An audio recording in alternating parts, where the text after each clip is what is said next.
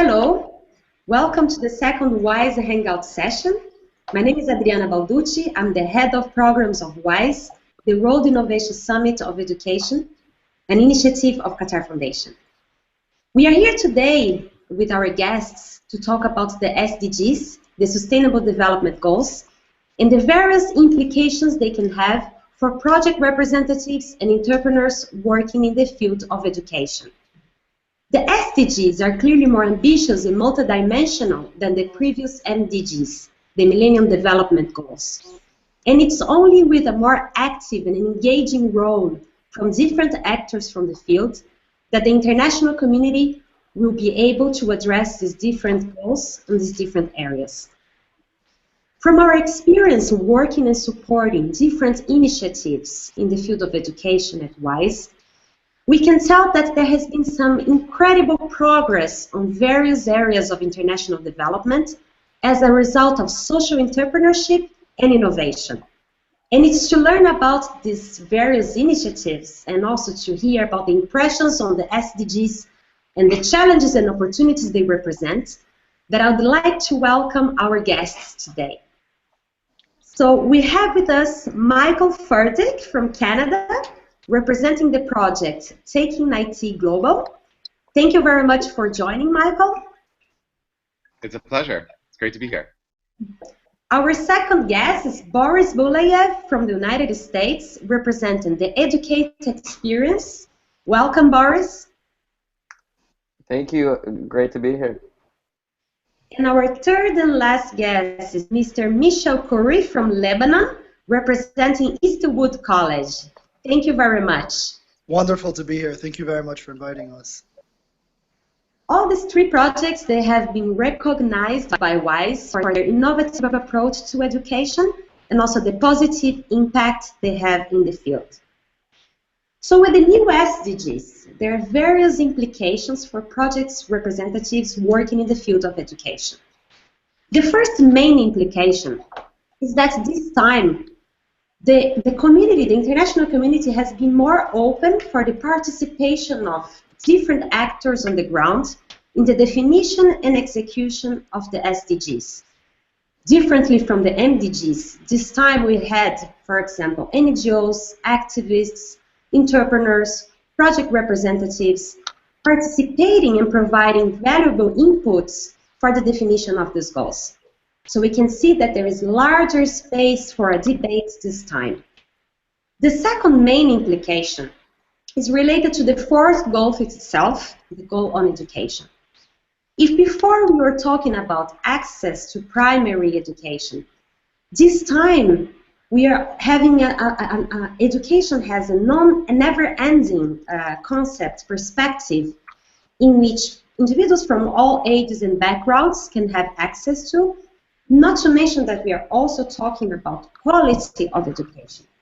So this evolution in the concept can actually represent and bring greater visibility to initiatives that are already doing a great job in these different fields. I would like to also add another point on the fourth goal, is the question that now we are also talking about skills. Is skills to get a decent job, and also knowledge related to sustainable development. So we're talking about gender equality, peace, human rights. So all these elements actually make our challenge even greater this time. And there is a third implication for project representative. And now we are going to have a look at all goals altogether. If you take a look at the goals, they are interrelated this time. It's easier to build bridges between them. And there is a very important role education can play, directly or indirectly, to address these different challenges. If you take a look, for example, on poverty reduction, on gender equality, on growth employment, and even if you talk about climate change, there is a role and an impact education can have. In view of this new moment, I would like actually to hear from project representatives on what they think about the SDGs, the impressions and the impact these goals can have on their work. So I'm going to provide you more information on our guests. Michael Furdick. So thank you. I also take this opportunity to thank you for suggesting this very, very interesting debate. So Michael is the co-founder of Taking IT Global, which provides innovative global education programs that empower youth to understand and act on the world's greatest challenges. Our next guest is Boris Bulayev, who is the co-founder and executive director of Educate, an organization he's been running since he was 19. And it is an organization that works to transform secondary education in Africa, notably Uganda, and prepare young people to become leaders, give them opportunity to create their small businesses, and improve livelihoods. And our third guest, Michelle Corey, is the director of Eastwood College, which is a school with a very modern, centered approach on the child. The school is aimed to stimulate the intellectual, physical, and artistic needs of each student. And he has been doing a great work specifically related to technology in education, which has made Eastwood College a pioneering school in the Middle East. So thank you very much, all of you, for participating in this discussion. I'm also like to address to our viewers, do not hesitate to share your questions with us on Twitter, #EdHangout. I will take your questions to our guests. I'm going to start with Michael. I have a question. I would like to understand a little bit better your project. So as this global community that works with learners on the world's greatest challenges, how do you empower your students to prepare them for real-life challenges, such as those we mentioned, established by the SDGs? Thanks, Adrian. As an organization, we do work with students informally through informal learning. We have almost 3 or 4 million students a year who come to our website to look for this opportunity to connect on real-world challenges. And also within classrooms and schools, we work with over 40,000 teachers in 152 countries. And so for us, when we start to think about these global goals and how we mobilize action and engagement and awareness around them, it really begins with student voice. I think that, with so many goals to choose from, 17 different opportunities, there's a great opportunity for teachers to really develop this sense of student voice and allow their students to really reflect on the issues they're passionate about and to be able to identify action and involvement that they want to take. One of the things that we've seen over the last 15 years since we launched this organization when I was in my last year of high school is that students become very engaged in their learning when they know that their work is kind of meaningful and authentic, it has an authentic audience, and that it's really making a real-world impact. And so if we can connect opportunities for students to understand and act on these goals into the curriculum, I think we can drive student engagement to new heights, and we'll talk a little more about student engagement later.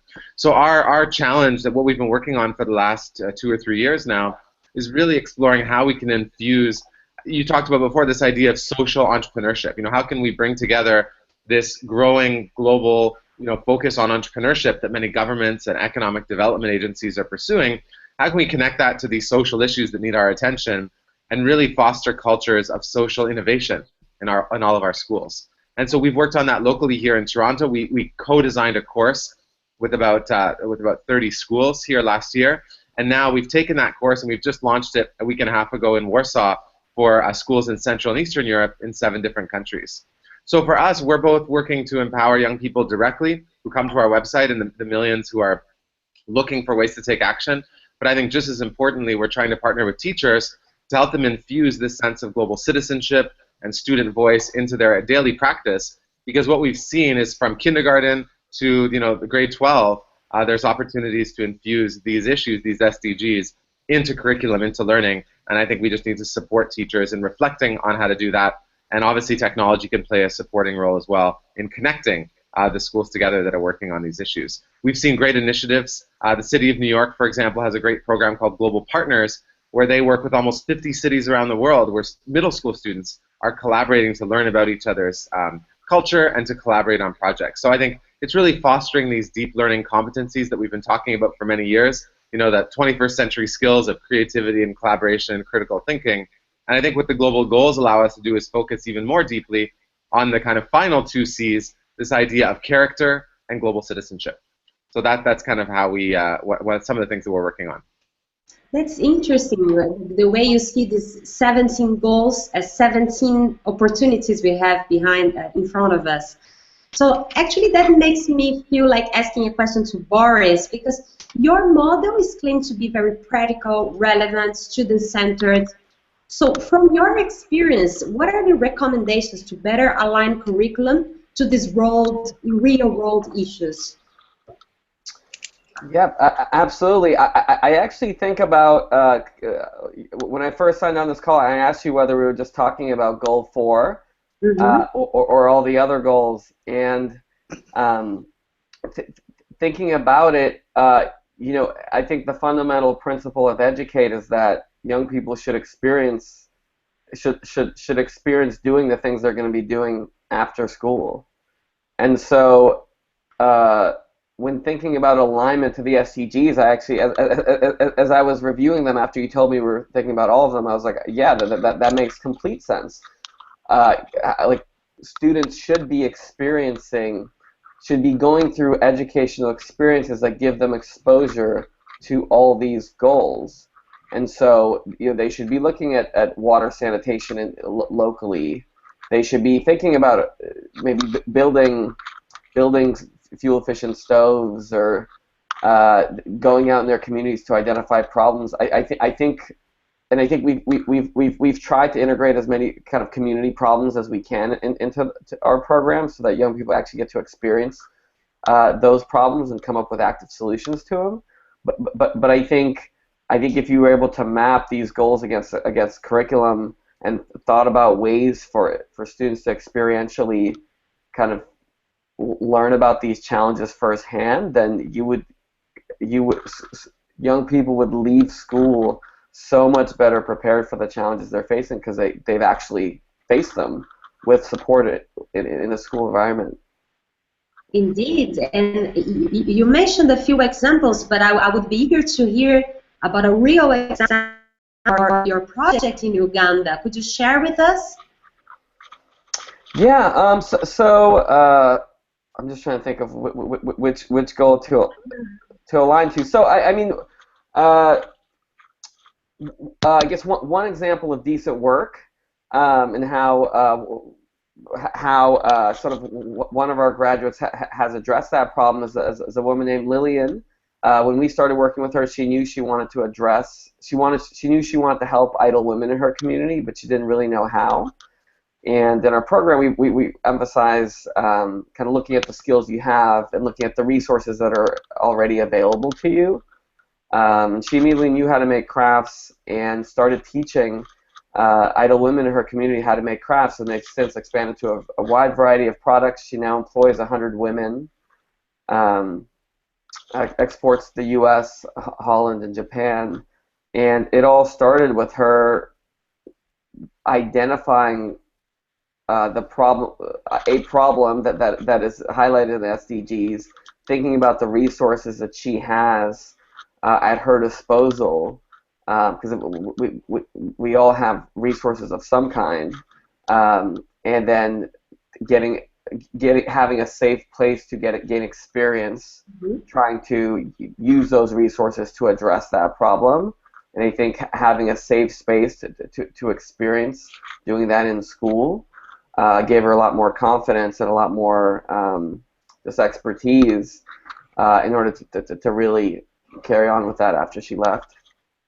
Yeah, this is indeed a very inspiring example. And I would like then to talk to Michelle, because you direct a very unique school in Lebanon.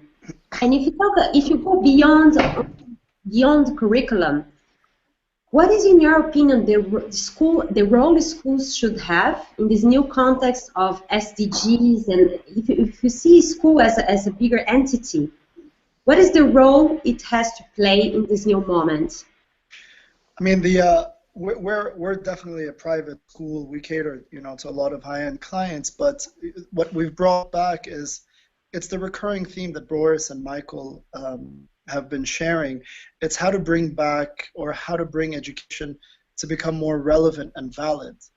And grades 1 through grade 6 in our school are mostly project-based learning. And if you've read the news over the last few months, one example I can cite to you right now is we've had a huge garbage issue. So one of the projects that the students are learning about is about waste management, recycling. Another thing with what's happening around us in the region, the demolition of ancient ruins, and that has a lot to do with preservation of culture. So what we're really trying to teach our children now is focusing on what's relevant and not so much as what's theoretical, and all through project-based learning.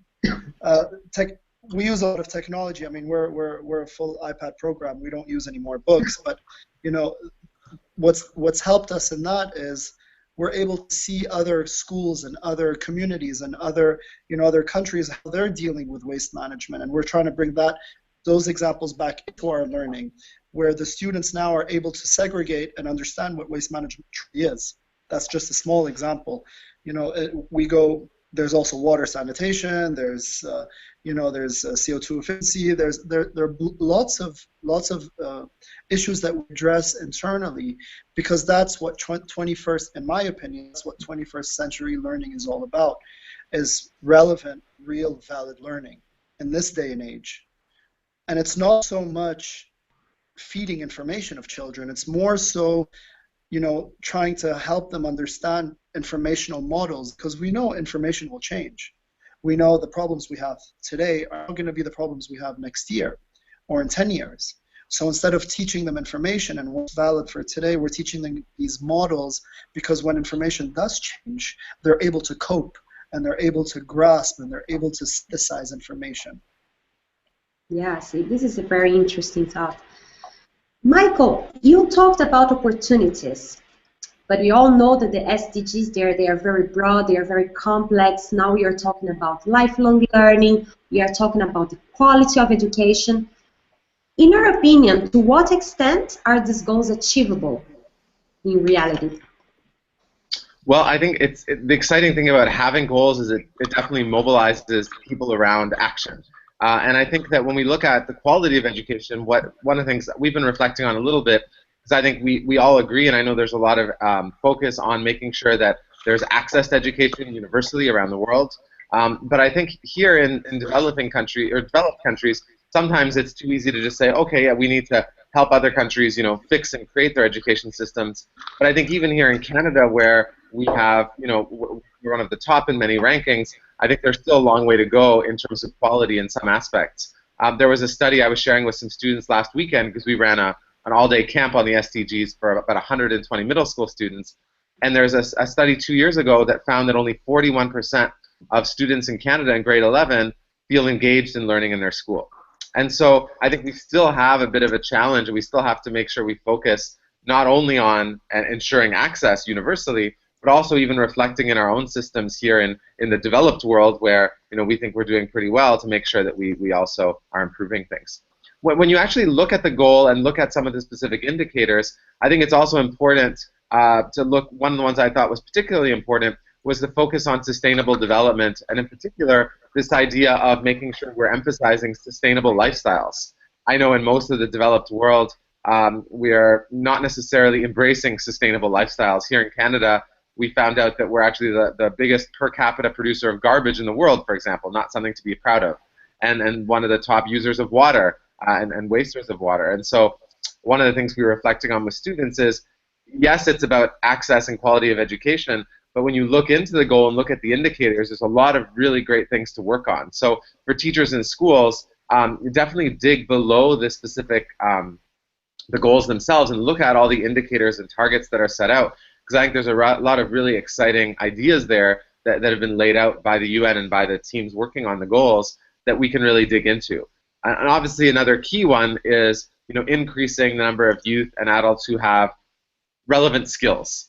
And I think this is also a big challenge when we talk about the importance of entrepreneurship and design thinking and digging into these goals themselves. I think helps us build those skills, because I think what we're learning quickly, especially here in Canada, where we're seeing a lot of factory jobs disappear, even a lot of the retail jobs disappear as things move online.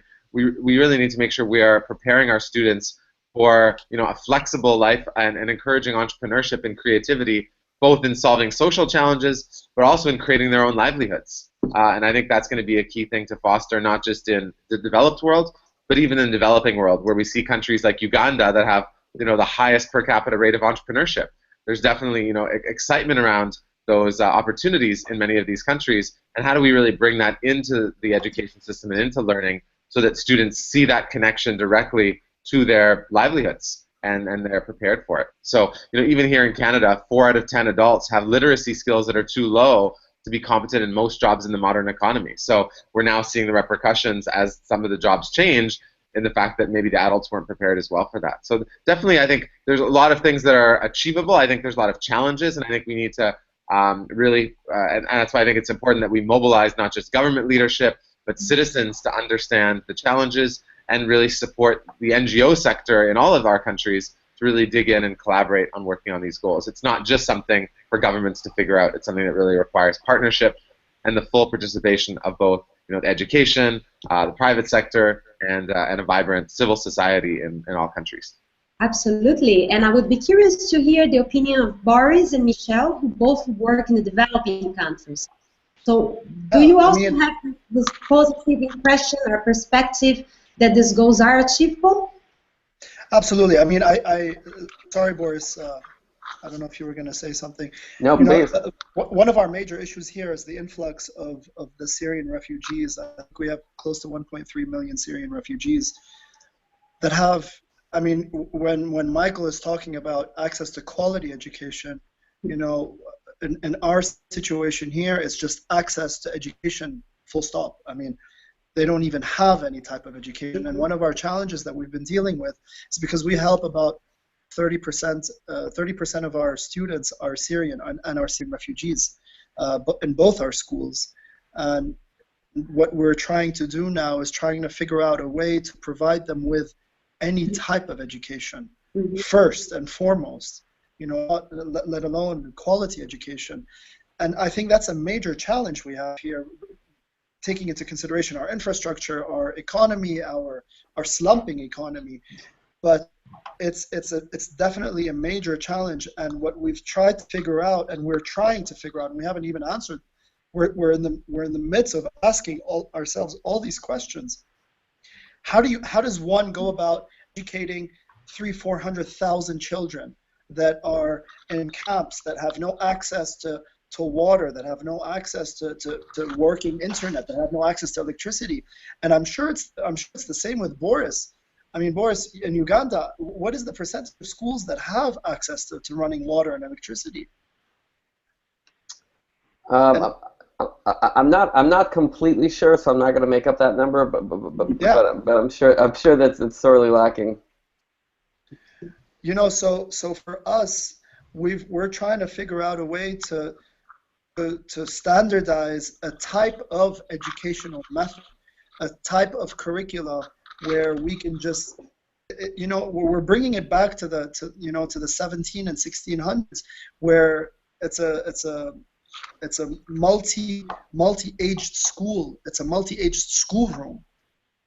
We can't build schools in the Bekaa Valley, but we can have a building that can house students ages 7 to 15, all learning the same subject. So we're taking a look at these types of projects and these types of educational systems that happened 200 years ago because of the lack of infrastructure that we have. So, technology, where we're a very sophisticated technology, technologically inclined school, technology doesn't work in this case. Nothing that we do can work. So we have to change. We have to shift our focus of thinking. There's a drastic shift in the way we construct the educational model now. And yes. any feedback we have from Uganda or from these emerging markets would be wonderful for us. That's it. Yeah, I'm going to actually ask a question related to that to Boris. Boris, from your experience working in Africa, notably in Uganda, if you look at the SDGs, to what extent do you think they reflect the challenges on the ground? Do you think they are realistic? Do you think there should be other priorities in the agenda? What are your impressions of that? Yeah, it's a great question. I think they definitely reflect the realities on the ground. I think as someone who kind of who thinks prioritization is really important, I think the question is less about what else do we need, but what do we prioritize and how do we really align ourselves to them. So I do think they reflect the challenges on the ground. I think I think the balance is how do you make them all achievable. And I think even thinking back on the previous question, for us, we try to change national policy. Our goal is to get our model eventually integrated into the national education system, so that what we do and the impact we deliver ourselves is something that the education system can do. And while we implement in almost 10% of high schools and secondary schools in Uganda, we've also got our curriculum business club and a practical assessment into the national upper secondary curriculum, and are working to do the same in lower secondary. And something that we are playing around with that we think could really catalyze that I think is really important to actually executing on these goals is building collective impact, and really rallying actors to around specific goals. So as an example, I think the goals are right. I think the bigger question is how do you really align actors behind them. So in our space, for example, seen in the last few years tons of actors coming in focusing on youth and skills, but they're all disjointed. So MasterCard Foundation, Barclays, there's all these corporations and different actors that are focusing on it. And in our experience, if you can pool those actors together to have a shared agenda, they're going to be much more likely to affect policy, and that policy changes the incentives of the marketplace in which we all play. And so to me, I think maybe take the question another way. I think the challenge on the ground in executing on this is having a coherent voice for them that prioritizes these issues. And I think what I think should be on the agenda is thinking about how we organize actors to have the same agenda, and hopefully the SDGs could be the agenda. But how do you create, like, what if you were able to create continent-specific collective impact groups for each SDG, in order to better influence policy and better influence the environment that creates the incentives for everything. So a bit of a long-winded answer and a slight different twist, but those are my thoughts. It's interesting actually to think not only about what to do, but how to do. And thinking about how to do, I would like to go back to Michelle, because you talked not only about the quality of education, but to access to education. So you have been doing a great job incorporating technology to your school. So what is, in your opinion, the role technology can play in facilitating this process of allowing access to education or increasing the quality of education? I mean, for more developed countries, access to education is fairly simple. There is plenty of curricula already online. We build our own curricula. We have almost everything. Every single one of our courses, over 70 courses, are already on iTunes U, where students can log in and download a course and just self-prepare themselves for that course. So there's access to all types of education. I mean, if you go to Harvard or Columbia or any, there are hundreds of thousands of schools that have their curriculum online. The access is there. How to provide that access to children is a different story, because that also requires money. It requires a large economic factor of it. I mean, not everyone can afford an iPad. Not everyone can afford a laptop. So the access to education then becomes of a monetary concern. It's all about money at the end of the day regarding access, but you know, it's what we can do. It's the little we can do. It's the little that we can help. I mean, we've teamed up with 3 or 4 organizations here in the region to provide free iPads for children, for the 280 Syrian children that we help. But we needed money for that. But the courses are all online, and everything is downloadable, and they're able to review and read and update and get tested all online. So regarding education, it does provide a facilitation to education to a certain extent. I'm not going to say to the complete extent. Yes. And I think those are my thoughts on it. you can hear in Canada, one of the programs we run in partnership with Cisco is called Connected North, where we're actually helping to provide connectivity and content to schools, 7 schools in some of the most remote parts of the country.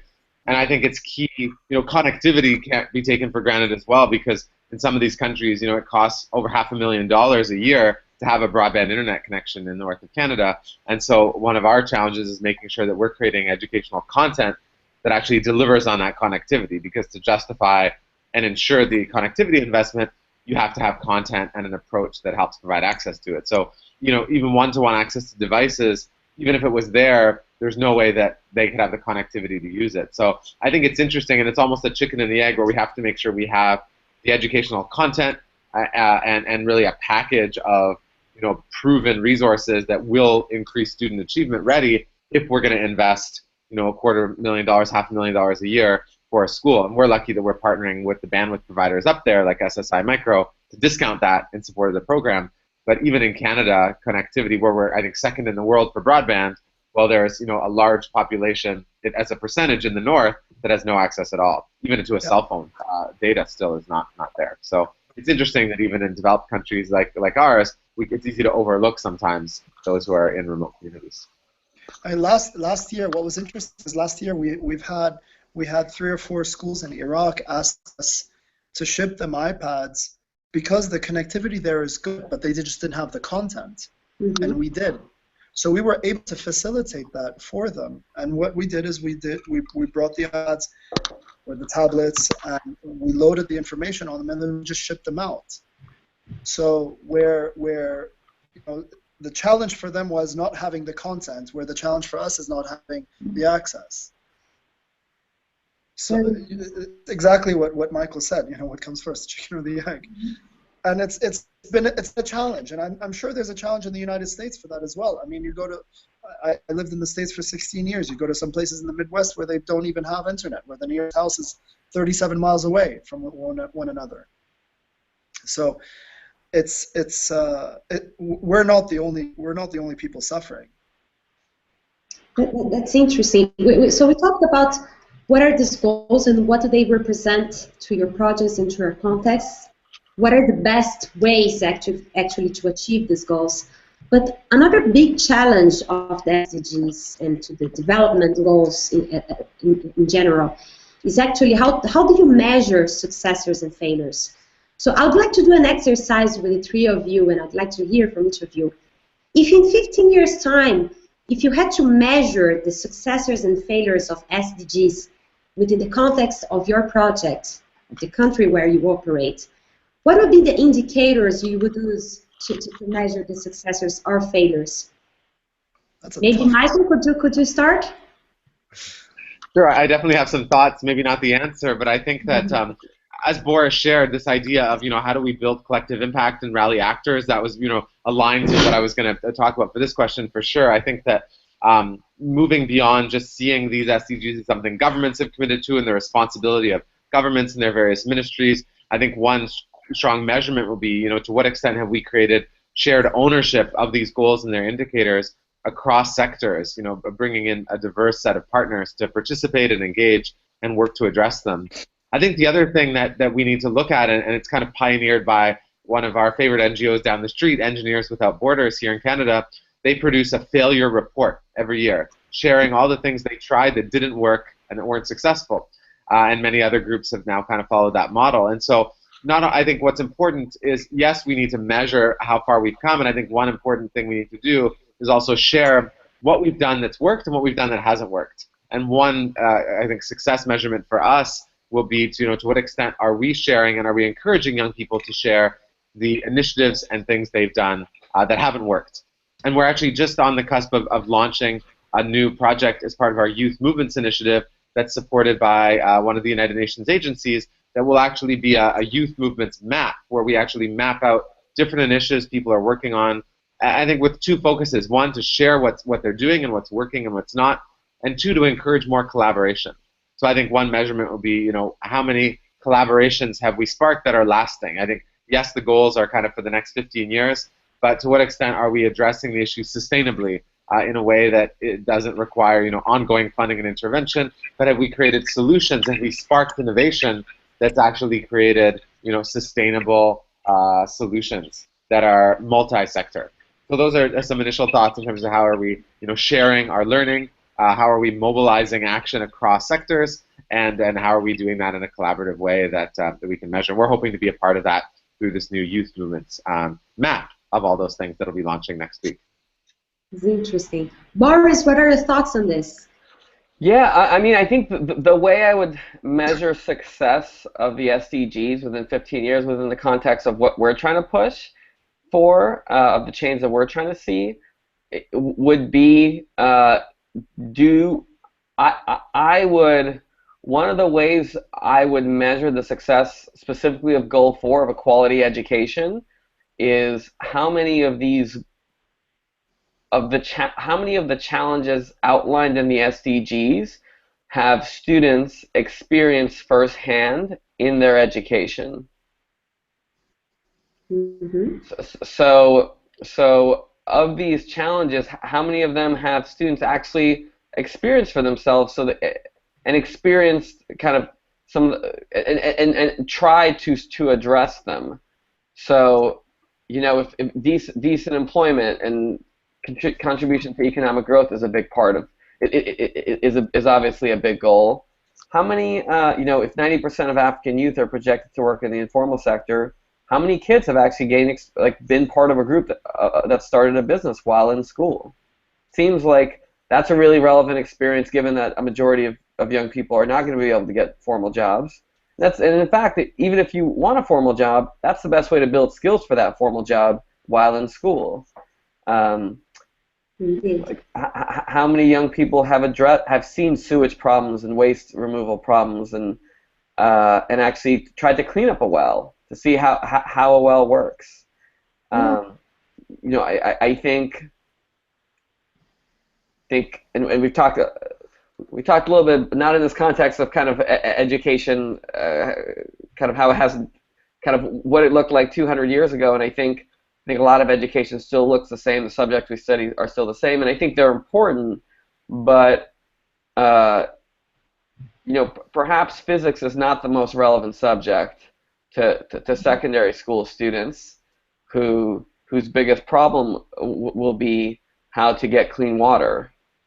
Or perhaps physics should be around clean water, and why is water cleaner when you boil it, and looking at how many microbes there are in water when you don't boil it. So that to me would be, within the context of our work, we're trying to change secondary education at a national level to be really aligned to life after. And within the context of SDGs, I haven't thought about it until this conversation, but a great North Star could be, to what extent is education aligned to the SDGs and giving young people first-hand experiences of them? This would be a good question for our next session. Michel, what do you think? I mean, for us, for me, I would measure. I mean, we've thought about this before. It's such a difficult question, and especially in our situation here and what we're trying to do with our surroundings. And it's just, I think between Boris and Michael, it's an amalgamation of both. It's first share the goals, and what I would say is, I would say minimize. Let's try to minimize the amount of goals and not be so haphazard, but also share the experiences of what works and what doesn't work. But at the end of the day, how I would measure success is out of poverty rate. I mean, the research states that the higher the education, the less the poverty rate is, or at least the economic growth is of a country. And for me, I would want to see where I would want to see children come out of that poverty cycle in the Middle East, and especially now what's happened, in Syria and in Iraq and in Saudi Arabia, and there's a huge amount of poverty in this area. And it's not about studying physics. Boris is right. It's not about studying physics when there's no access to water.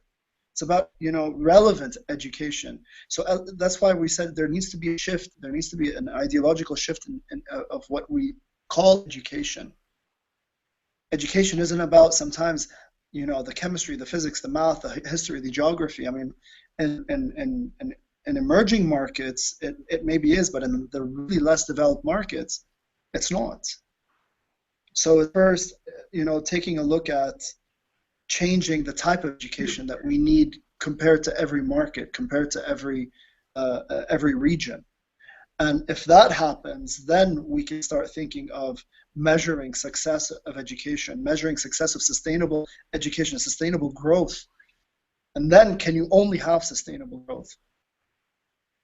By being on that type of platform. Thank you very much. Unfortunately, we are running out of time. I don't know if any of our guests would like to share some final thoughts. No? So I'd like to... I guess just really quickly, I guess I would just want to encourage everyone listening and everyone watching the recording to really share. I think we all have a responsibility and opportunity to share the goals and the actions we're taking with our communities and our peers. And I know the goal of the SDGs is to have half the world know within these next few weeks to tell everyone. So I would encourage everyone to tell everyone and think of one way, even if it's a small way, to share with their students, to share a video. They have some really inspiring videos on the Global Goals site, and to really reflect on what they can do in their daily lives to start making a difference on some of these. And sustainable consumption being one of the core pillars of the education goal is a great place to start, I think. And I think. I'm sorry, and I think on behalf of Mike and Boris, I think it's safe to say that we're here to answer and to accept all types of questions and to mitigate that and to start thinking and having conversations with people who are watching this and who are watching the recording of it. It's not as if this is a one-time thing. No, we want to be able to participate. We want to be able to learn and grow, help with the growth. So we're here always available for you, for anyone who's watching. Thank you very much, Michelle. And indeed, thank you very much for all your insightful contributions to this debate.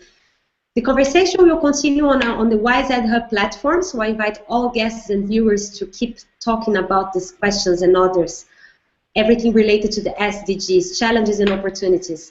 Thank you very much, and I hope to see you in the next WISE Hangout. Thank you. Thank you. Bye. Thank you. Bye, everyone. Bye, everyone.